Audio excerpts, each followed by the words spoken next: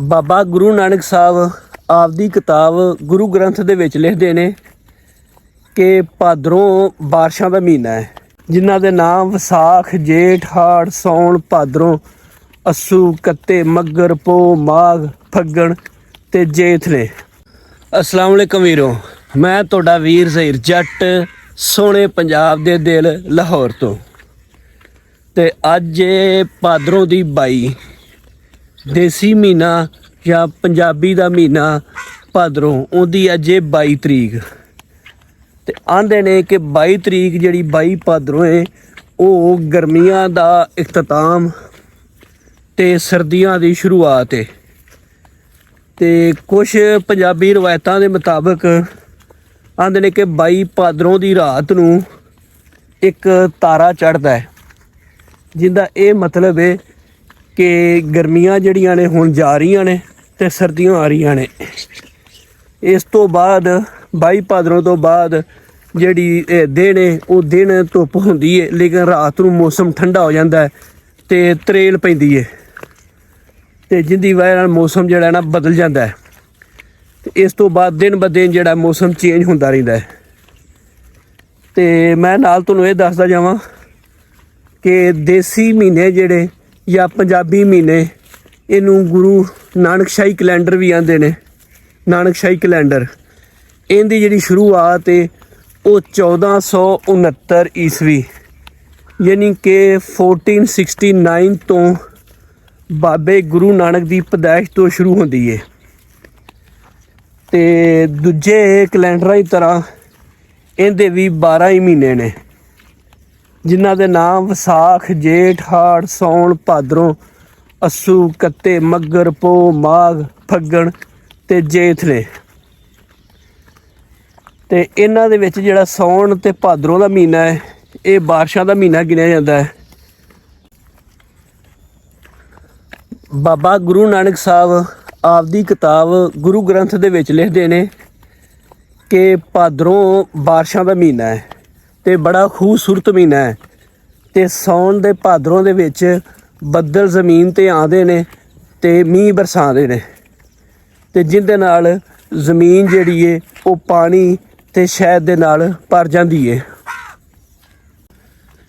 ਇੱਕ ਹੋਰ ਰਵਾਇਤ ਦੇ ਮੁਤਾਬਕ ਜਿਹੜੇ ਦੇਸੀ ਮਹੀਨੇ ਜਾਂ ਪੰਜਾਬੀ ਮਹੀਨੇ ਜਿਹੜੇ 12 ਮਹੀਨੇ ਨੇ, ਉਹਨਾਂ ਦੇ ਨਾਂ 11 ਭਰਾਵਾਂ ਤੇ 12ਵੀਂ ਉਹਨਾਂ ਦੀ ਭੈਣ ਭਾਦਰੋਂ, ਯਾਨੀ ਕਿ ਜਿਹੜੇ ਪੰਜਾਬੀ ਦੇ 12 ਮਹੀਨੇ ਨੇ ਉਹਨਾਂ ਉਹ 11 ਭਰਾਵਾਂ ਦੇ ਨਾਵਾਂ ਤੇ 12ਵੀਂ ਉਹਨਾਂ ਦੀ ਲਾਡਲੀ ਭੈਣ ਭਾਦਰੋਂ ਉਹਦੇ ਨਾਂ 'ਤੇ ਰੱਖੇ ਗਏ ਨੇ।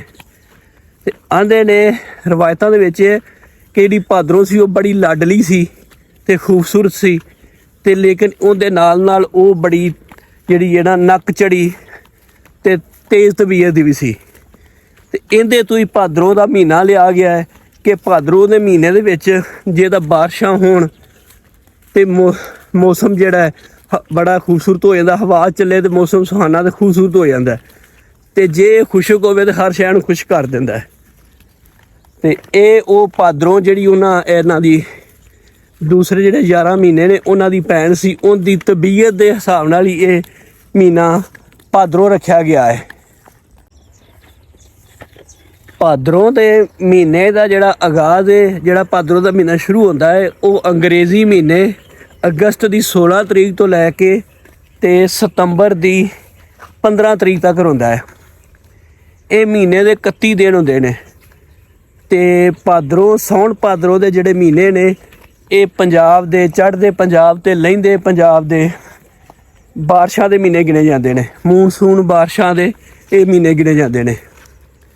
ਤੇ ਇਹ ਵੀ ਆਖਿਆ ਜਾਂਦਾ ਹੈ ਕਿ ਜੂਨ ਜੁਲਾਈ ਦੀ ਜਿਹੜੀ ਸਖਤ ਗਰਮੀ ਹੈ ਉਹਨਾਂ ਦਾ ਤੋੜ ਜਿਹੜਾ ਹੈ ਗਰਮੀ ਨੂੰ ਘੱਟ ਕਰਨ ਵਾਸਤੇ ਜਿਹੜੀਆਂ ਬਾਰਿਸ਼ਾਂ ਪੈਂਦੀਆਂ ਨੇ ਉਹ ਇਹ ਮਹੀਨੇ ਨੇ, ਯਾਨੀ ਇਹਨਾਂ ਦੇ ਵਿੱਚ ਗਰਮੀ ਦੀ ਜਿਹੜੀ ਉਹ ਸ਼ਿੱਦਤ ਹੈ ਉਹ ਘੱਟ ਜਾਂਦੀ ਹੈ। ਤੇ ਦੂਸਰਾ ਇਹ ਜਿਹੜਾ ਭਾਦਰੋਂ 22 ਭਾਦਰੋਂ ਤੋਂ ਸਰਦੀ ਦਾ ਆਗਾਜ਼ ਦੱਸਿਆ ਜਾਂਦਾ ਹੈ। ਉਹਦੇ 'ਚ ਇਹ ਹੈ ਕਿ ਭਾਦਰੋਂ ਦੇ ਜਿਹੜੇ ਸ਼ੁਰੂ ਵਾਲੇ ਦਿਨ ਨੇ ਉਹਨਾਂ ਵਿੱਚ ਹਵਸ ਹੁੰਦੀ ਹੈ ਤੇ ਜਿਹੜੀ ਪਸੀਨਾ ਆਉਂਦਾ ਹੈ ਤੇ ਇੱਕ ਆਵਾਜ਼ਾਰੀ ਜਿਹੀ ਹੁੰਦੀ ਹੈ, ਉਹ ਤੁਸੀਂ ਪੱਖੇ ਥੱਲੇ ਬੈਠੇ ਹੋ ਤੇ ਹਵਾ ਨਹੀਂ ਲੱਗਦੀ, ਤੇ ਉਹਦੀ ਜਿਹੜਾ ਨਾ 22 ਭਾਦਰੋਂ ਤੋਂ ਬਾਅਦ ਉਹ ਖਤਮ ਹੋ ਜਾਂਦਾ ਹੈ। ਮੌਸਮ ਖੁਸ਼ਗਵਾਰ ਹੋ ਜਾਂਦਾ ਹੈ, ਠੰਡੀ ਹਵਾ ਚੱਲਦੀ ਏ ਤੇ ਸਰਦੀ ਦਾ ਆਗਾਜ਼ ਹੋ ਜਾਂਦਾ ਹੈ।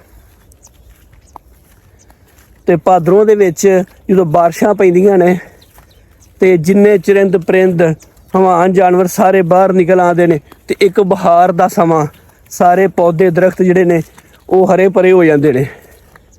ਤੇ ਇੱਕ ਜਿਸ ਤਰ੍ਹਾਂ ਬਹਾਰ ਦੇ ਵਿੱਚ ਹੁੰਦਾ ਹੈ ਉਸੇ ਤਰ੍ਹਾਂ ਹੀ ਇਹ ਜਿਹੜਾ ਨਾ ਭਾਦਰੋਂ ਦੇ ਵਿੱਚ ਮੀਂਹ ਪਵੇ ਤੇ ਇਹ ਉਂਝ ਹੀ ਹੁੰਦਾ ਹੈ। ਅੱਜ ਦੀ ਵੀਡੀਓ ਇੰਨੀ, ਤੇ ਜਿਹੜੀ ਤੁਹਾਨੂੰ ਮੈਂ ਮਾਲੂਮਾਤ ਭਾਦਰੋਂ ਦੇ ਮਹੀਨੇ ਬਾਰੇ ਦਿੱਤੀ ਹੈ, ਜਿਹੜੀਆਂ ਗੱਲਾਂ ਦੱਸੀਆਂ ਨੇ ਇਹ ਦੇਸੀ ਜਾਂ ਪੰਜਾਬੀ ਮਹੀਨੇ ਬਾਰੇ, ਤੁਹਾਨੂੰ ਅਗਰ ਇਹ ਮੇਰੀਆਂ ਗੱਲਾਂ ਇਹ ਮਾਲੂਮਾਤ ਚੰਗੀ ਲੱਗੀ ਹੋਵੇ ਤੇ ਮੇਰੀ ਵੀਡੀਓ ਨੂੰ ਲਾਜ਼ਮੀ ਲਾਈਕ ਕਰਿਆ ਜੇ ਤੇ ਅੱਗੇ ਸ਼ੇਅਰ ਵੀ ਕਰਿਆ ਜੇ। ਤੇ ਜਿਹੜੇ ਮੇਰੇ ਨਵੇਂ ਵੀਰ ਨੇ, ਜਿਨ੍ਹਾਂ ਨਵੇਂ ਆਏ ਨੇ ਚੈਨਲ ਤੇ ਪਹਿਲੀ ਦਫਾ ਵੀਡੀਓ ਵੇਖੀ ਏ, ਉਹ ਮੇਰੀ ਇਸ ਚੈਨਲ ਨੂੰ ਸਬਸਕ੍ਰਾਈਬ ਵੀ ਕਰਿਆ ਜੇ।